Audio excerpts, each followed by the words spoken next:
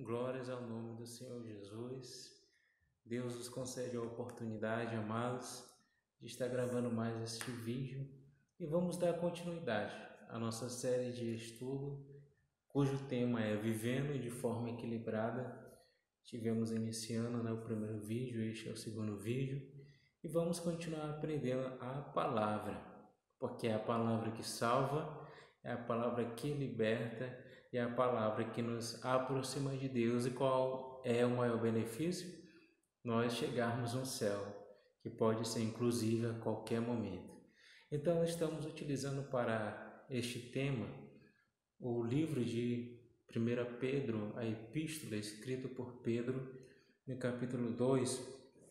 E hoje nós estaremos lendo o verso 9 e verso 10.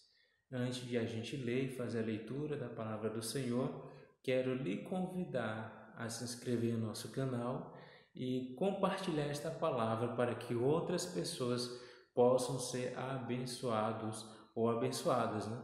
Então, como sempre eu gosto de destacar, eu possuo aqui uma tradução da linguagem de hoje, e o verso 9, conforme eu possuo em mãos, diz da seguinte maneira: mas vocês são a raça escolhida, os sacerdotes do Rei, a nação completamente dedicada a Deus, o povo que pertence a Ele. Vocês foram escolhidos para anunciar os atos poderosos de Deus, que o chamou da escuridão para a sua maravilhosa luz. Antes, vocês não eram povo de Deus, ou povo de Deus, mas agora são o seu povo. Antes, não conheciam a misericórdia de Deus, mas agora já receberam a sua misericórdia. Só recapitulando, aprendemos no último vídeo que uma forma de se viver equilibradamente é buscar a Deus de forma pessoal e buscar a Deus também de forma coletiva. Eu não posso apenas me trancar e buscar as revelações de Deus sem estar em um coletivo, sem estar em uma igreja, sem estar se congregando, sem estar sob a orientação de um líder, alguém que possui mais experiências com Deus, ministeriais. E também eu não posso estar apenas me congregando e deixando de buscar a Deus pessoalmente, para eu também não depender espiritualmente apenas das outras pessoas. Eu também posso desenvolver a minha intimidade com Deus. Ou seja, busque a Deus em casa, busque a Deus na igreja ou se reunindo com outras pessoas do meio cristão. Busque a Deus com as pessoas coletivamente, mas não deixe a sua busca pessoal com Deus. A minha vida pessoal com Deus é completa com a minha vida coletiva também com os meus irmãos. A minha vida coletiva com os meus irmãos se completa com a minha busca pessoal com Deus. Devemos fazer isto de forma equilibrada. E hoje, Pedro, ele vai destacar um texto lá do Antigo Testamento e afirmando: vocês são a raça escolhida. Nós somos povo brasileiro, fazemos parte dessa nação abençoada por Deus e que Deus com certeza vai continuar abençoando. Assim nós devemos fazer, abençoar a nação onde nós nascemos. Mas quando Pedro está falando sobre raça escolhida, ele está se referindo aqui ao que Moisés também escreveu ao povo judeu. E nós, quando vamos lá para João, no capítulo 1, o evangelista diz uma coisa bem interessante para nós. Jesus veio para aquele que eram seus, ou seja, os judeus. Porém, os seus não o receberam. Até hoje, os judeus esperam por Jesus, o Messias, e não aceitam que aquele Jesus pendurado no madeiro seria o Filho de Deus. Por qual razão? Porque lá em Deuteronômio vai dizer: maldito todo aquele que for pendurado no madeiro. Ou seja, Jesus se fez em maldição por causa de mim e de você, e nos fez entender que o seu reinado não era apenas como o de Davi, de nascer num lugar grandioso como o palácio de ser coroado. Inclusive, quando nós lemos a palavra de Deus, você que é aguçado nas Sagradas Escrituras vai observar que em um determinado momento da multiplicação, 5 pães e 2 peixinhos, as pessoas ficaram tão impressionadas com aquele milagre onde Jesus ele multiplica 5 pães e 2 peixes para aproximadamente 5.000 homens, tirando mulheres e crianças, conforme nos revela Mateus, que eles queriam exaltar a Jesus, queriam fazê-lo como rei, mas Jesus não queria agir dessa forma. Então nós observamos que Jesus ele veio para este mundo para nos dar a segunda oportunidade de arrependimento. E nós vamos observar que a nação que ele veio inicialmente, o povo judeu não recebeu, mas nós, gentios, temos a oportunidade de nos tornar filhos de Deus. Então eu e você, gentios, que não tivemos o privilégio de ver a Jesus pessoalmente, como você consegue ver o seu irmão, como você consegue ver a pessoa que está no seu lado, nós não vemos, mas nós cremos através dessa palavra e somos bem-aventurados por isso. E somos filhos de Deus porque decidimos escolher a Jesus. Decidimos confiar nele e decidimos confiar na sua palavra. E Paulo diz que além de uma raça escolhida, nós somos também sacerdotes do rei. Quando eu lembro de sacerdote, eu me lembro daquele sacerdote do Antigo Testamento que quando o povo pecava, o que ele fazia? Ele ia pegar um cordeiro, um animal puro, imaculado, sem manchas, e oferecer em expiação ou perdão de pecados de todo o povo. Ele fazia isso para a gente perceber que a expiação, o arrependimento é uma grande oportunidade para que nos tornarmos adoradores. Ou seja, para eu me tornar um adorador, eu preciso primeiro me arrepender. Eu não posso ser um verdadeiro adorador se eu não tiver me arrependido dos meus maus caminhos, porque senão eu não vou me encaixar conforme João 4, versículo 24. Verdadeiro adorador, que adore a Deus em espírito e em verdade. Hoje voltamos para a questão do sacerdote. Deus, ele se ofereceu como sacrifício. Ele foi o Cordeiro de Deus que tira o pecado do mundo. E nós observamos isto, amados, que hoje não precisamos mais fazer sacrifícios de animais como eram os sacerdotes no Antigo Testamento.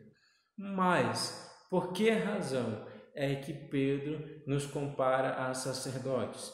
Porque o sacerdote ele leva, entre outras funções, o povo a adorar a Deus.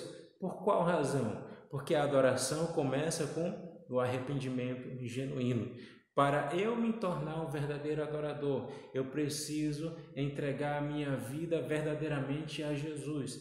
Ninguém é um verdadeiro adorador enquanto não se entregar totalmente a Jesus, enquanto não viver conforme a sua palavra. Por isso que o sacerdote que levava o povo a adorar, levava primeiro o povo a se arrepender.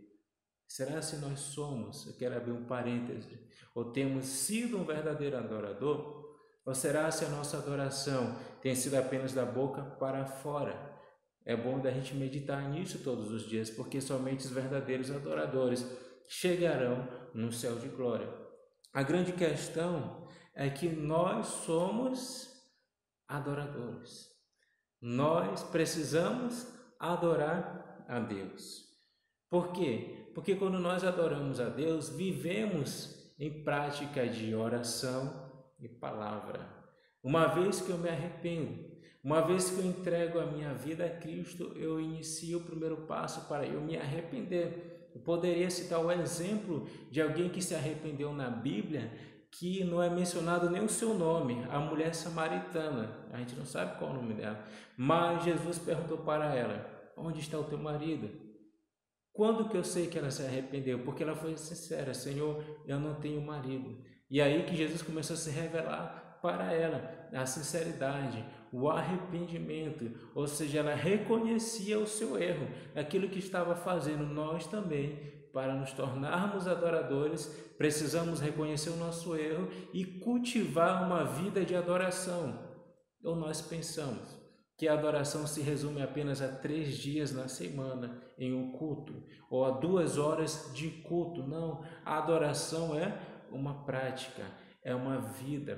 Precisamos viver adorando. Existe uma cantora que fala: este adorador já levanta, já acorda adorando. É isso, porque nós somos adoradores para Deus. Nós somos, além disso, a nação completamente dedicada a Deus. Aí eu volto. A nossa nação precisa se voltar a Deus. Porque se o meu povo, que se chama pelo meu nome, se arrepender dos seus maus caminhos, eu ouvirei dos céus as suas orações, perdoarei os seus pecados e sararei a sua terra. Nós estamos passando por um momento difícil. Temos visto, pela misericórdia de Deus, muitos casos em relação à pandemia sendo tratados, e Deus tem curado, mas queremos ver este vírus ser extinto do nosso município, do nosso estado, do nosso Brasil e do mundo. Mas precisamos o quê? Nos tornar verdadeiros adoradores. E se tornar verdadeiro adorador é viver em arrependimento. Se tornar verdadeiro adorador é viver em constante oração e palavra e oração. E é isso que o Brasil precisa. O Brasil que vai ser, profetizamos, uma nação completamente dedicada a Deus, precisa observar conforme esta palavra escrita através de um homem chamado Pedro, um homem que Deus o transformou.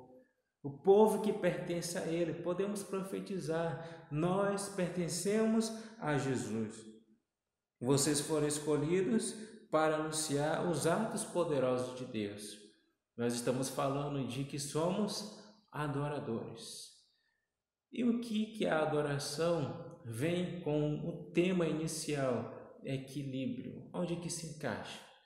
A questão é que nós não somos apenas adoradores, nós somos também designados para atuar no reino de Deus. Ou seja, somos adoradores e precisamos servir. É isto que Pedro está nos falando. Somos adoradores, somos sacerdote, somos escolhidos, nação escolhida, povo que pertence a Deus. Mas para qual finalidade adoramos? Para qual finalidade nós buscamos a Deus? Para anunciar os atos poderosos de Deus, que o chamou da escuridão para a sua maravilhosa luz. Quando nós adoramos, quando nós buscamos através da oração, quando nós buscamos através da palavra, temos a oportunidade de ser cada vez mais cheios do Espírito Santo.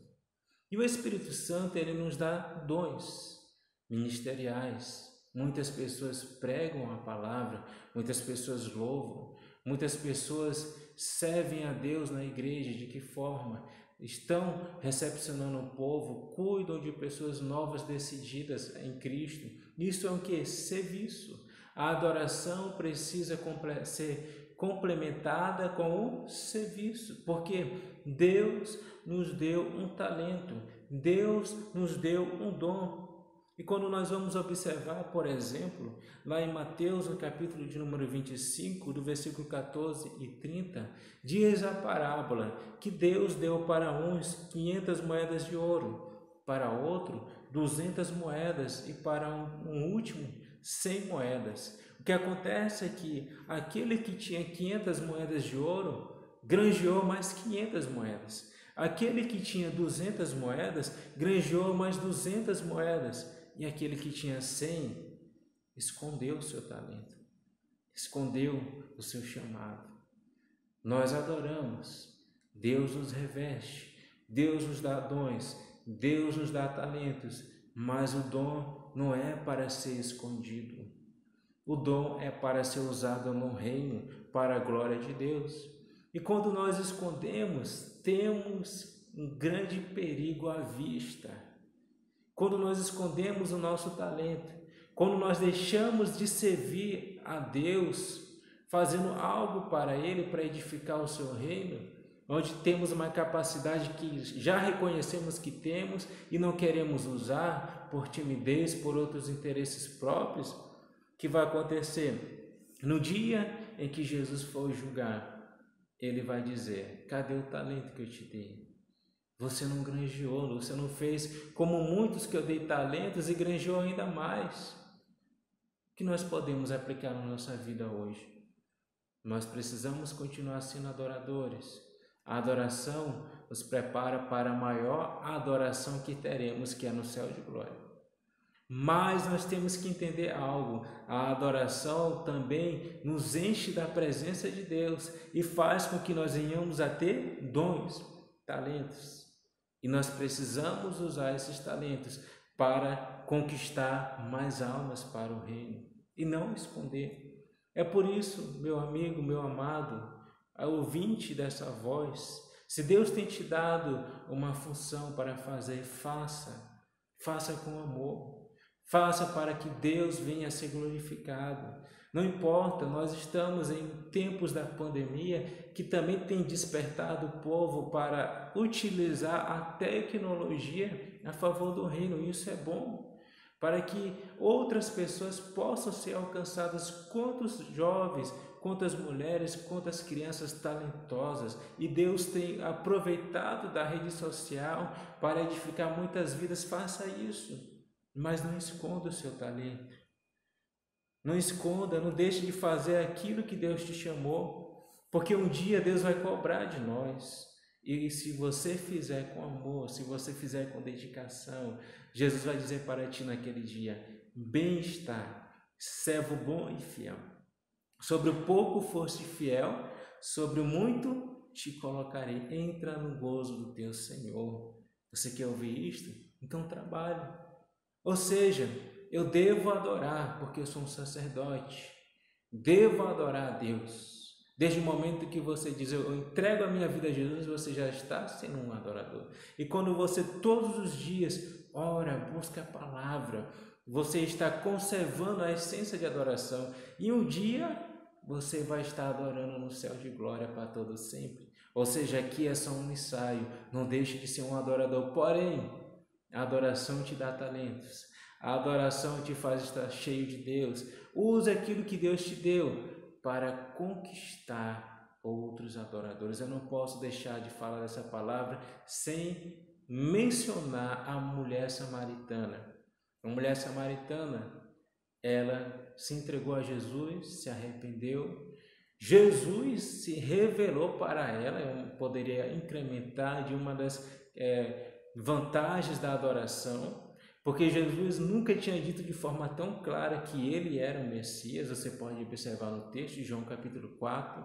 A muitos ele preferia falar de forma indireta, mas para aquela mulher que ele viu sinceridade e viu que ela era uma verdadeira adoradora, Deus se revelou de forma clara.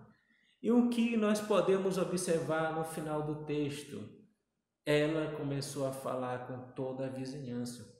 Ela começou a mencionar: tem um homem que é profeta, que revelou aquilo que ninguém sabia sobre a minha vida, e ele é o Messias. Você precisa entender. Então começou a se juntar tanta gente pelo testemunho daquela mulher, que Jesus ficou mais tempo naquele lugar e mais pessoas ainda se converteram.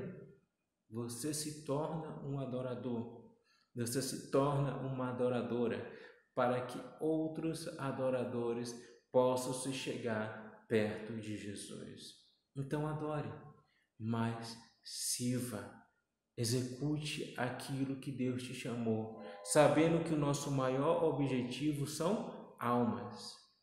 Faça a obra de Deus, mas antes de fazer a obra de Deus, tenha uma vida de adoração. Aqui que está o equilíbrio. Eu não posso servir sem ser um verdadeiro adorador, e não posso ser um verdadeiro adorador e deixar de servir. Até porque somos igreja, chamados para fora. Dentro da casa do Senhor você se entrega a Cristo. Dentro da casa do Senhor o Senhor te reveste com graça. Mas lá fora Você precisa falar daquilo que Jesus fez na tua vida. Você precisa usar o talento para que outros também possam adorar. Então, só para internalizarmos, eu sou equilibrado quando eu adoro a Deus. Mas depois de ser cheio através da adoração, eu sirvo a Deus. Não importa a tarefa que você exerça, não importa se você vai limpar um banco na igreja, não importa se você vai recepcionar alguém, não importa se você vai evangelizar, importa que você faça com amor para Deus. Mas também eu não posso servir na casa do Senhor se antes me tornar um verdadeiro adorador. Fique com essa palavra e que o Senhor Jesus continue grandemente nos abençoando, hoje e todo sempre. Amém.